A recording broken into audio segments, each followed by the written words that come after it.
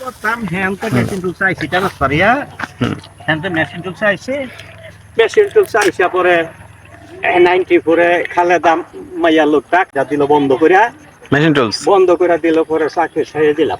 Machine tools বন্ধ করে দিল। কয়েক বছর চাকরি আসছিল পরে চাকরি ছেড়ে দিলাম। এরপরে 6 মাস পরে হাসিনা আইছে, হাসিনা আর্মিকে দিয়ে দিচ্ছে।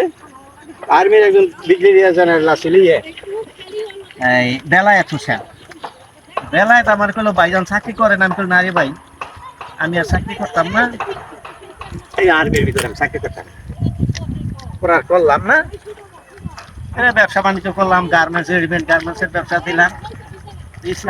ইসলামপুর থেকে কাপড় কিনা ঢাকায় তো অনেক টেইলার আছে, ওদের দিতাম দিলে মাপ টাপ মতন ওরা বানাইয়া সাইজ বানাইয়া আমার দোকানে পৌঁছাই দিত। যাদবপুর দোকান, যাদবপুরের দোকান, জয়দেবপুরে আমার দোকানের নাম ছিল ফ্রেন্ড ফ্যাশন। এটা পৌঁছাই দিত আমি ব্যস্তা। পরে রে বাপু বইয়া থাকতে থাকতে একটা কাহিল লাগে, আর কর্মচারীরা ইহা পরে পৌঁছে না, এইসব মার যেরকম জমে নাই, এখন যেরকম জমছে এই সময় এখন জন্মা না, পৌঁছে না। পরে ছেড়ে দিছে, ছেড়ে দিয়া বাসায় পোল্ট্রি করছে। পোল্ট্রি ফার্মের ব্যবসা করে ছেলে মেয়েগুলো পড়া শেষ করে শেষে ছেড়ে দিলাম, পোল্ট্রি মোল্ট্রি সব ছেড়ে দিলাম। এখন তারা মোটামুটি একজন প্রফেসর আর একজন হচ্ছে ব্র্যাকে অনার্স মাস্টার্স পাস, ব্র্যাকে চাকরি করে। তারা চাকরি করে বাবা খালি বাড়িতে আমি এক এরা যার যার মতন হ্যাঁ জায়গা হেন মেয়েটা প্রফেসর হ্যাঁ ওই বাউল মির্জাপুর কলেজে প্রফেসর করে হ্যাঁ থাকে। তার 2টা ছেলে আছে, মেয়েটার একটা মেয়ে, ছেলেটার একটা মেয়ে আছে। এই আসি ওখানে চিন্তা করি হারা তাই আমরা দুগা সিহুন মিহুন ধান না হইলে ভাত খাইতাম, মোটা ভাত খাইতারি না। এই লেগে এইটা দুগা সিহুন ধানে আলি পাততাম, 1-1.5 বিঘা জমিন করবো, তাইলে বছরে ভাত হয়ে যায়। এই হিসাব কষ্ট করতেছি। এই আর পরিশ্রম একটু না করলে শরীর ভালো থাকে না, হার্ট লাঞ্চ উমুক সুমুক এইগুলো।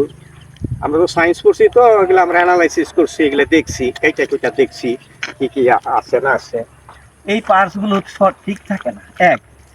আর একটা হলো বয়স হইলে পরে হাড়টার ক্ষয় হয়ে যায়, তখন পরিশ্রম আর করণ যায় না। তবু আমার বয়সে আমি করতেছি, আমার সমবয়সীকে পরিশ্রম করতে। আমার বয়স কত? 74। মাশাআল্লাহ 74। এই যে ডিসেম্বর গেলে গা 74 ওভার, জানুয়ারি আইব 75 চল। এই 75 বছর বয়সে আমি খেতে কাজ করাইতেছে আমার আল্লাহ, তো অনেক কিছু নিয়ামত কাজ করাইতেছে। তো ওই পোল্ট্রি মোটর সাইডে দিয়া ছেলে মেয়ে চাকরি হওয়ার পরে আছে, বিয়ের সাথে দেওয়ার পরে এরপরে হজ করি নিয়োগ করছিলাম, হজ করছি। মাশাআল্লাহ বাচ্চাকে মায়ের লইয়া এক লগে হজ ওয়াইফ সহ হজ করাই ইনশাআল্লাহ। এখনো পরিশ্রম করি, না করে কিন্তু না করলে কি আমি তো বয়ে থাকতে পারি না।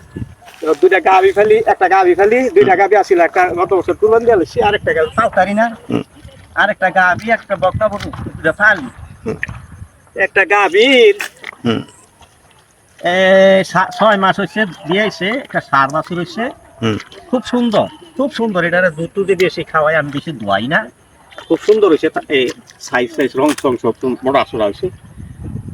সেইটারে বাবু মানুষ রাখছে শত্রু, একটা বের দিছে কথা নিয়ে রাখছে আবার এরকম বাসা কারা কথা নিয়ে বিলতে পারছে, এটার ভিতরে ঘাস, সেটা এই বাসা সিদ্ধা যায় খাইতো গেছে। এক হারাম দাদা আয়া ঘাস কাটতে দরকার দিচ্ছে সিফা দাদা ঢুকছে, এই ঠ্যাংটা একটা সিফার মেয়ে দাঁড়িয়ে গেছে, আর উঠতে পারে না, সামনে পেয়ে না পানি নিচে উপরে উৎস হইলে মাথা নিচে গেছে না, তো সরলা শব্দ করতে পারে।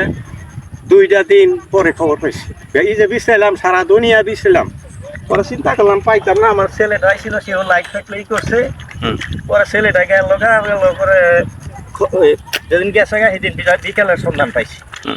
পরে আগে আব্বা থাক দে, আল্লাহর মাল্লা নেছে গা, তুমি কষ্ট করো না, এই যে 2টা আছে এই 2টাই থাকলো, এটা কিছু করুন দেখতো না নিচ্ছে গা। যখন হরে বা এটা ভাগ্য, আমার ভাগ্য নাই গা, এইটা আয়ু নাই কেন আইলে একভাবে না তো বাস্তু ঠিক তাই না কারো না কারো চোখে পড়তো এই কষ্টটা রে বাবা 3-4 দিন দিয়ে ভুগতেছি গত শনিবার দিন আড়াইছি আজকে বৃহস্পতিবার না শনিবার দিন আড়াইছি শনিবার দিন পাই নাই রবিবার দিন সন্ধ্যা গিয়া পাইছি ওই হারাম দাদা আইসে যেটা কি করছে সেইটাও রবিবার দিনের ভিতরে আসি সেইটাও দেখছে রে কই তো আরে একটা তরটার ভিতরে ঘাস খাইছে আমার এটা তো বোবা জিনিস সে কি বুঝে কইতে বলে বাচ্চাটা ঘুরে গেছে গা কই নাই আর যেটা ঘাস কাটেছে দরকার দিছে সেইটা তো বাক্স এটা তারাই হই না এনো সেইটাও কয়নি আমার পাঁচশোটা সুন্দর পাঁচশোটা গেল গা মরে গেল তো আমার ভাগ্যে নাই চালাইছে গাছ খেতে আগে হ্যাঁ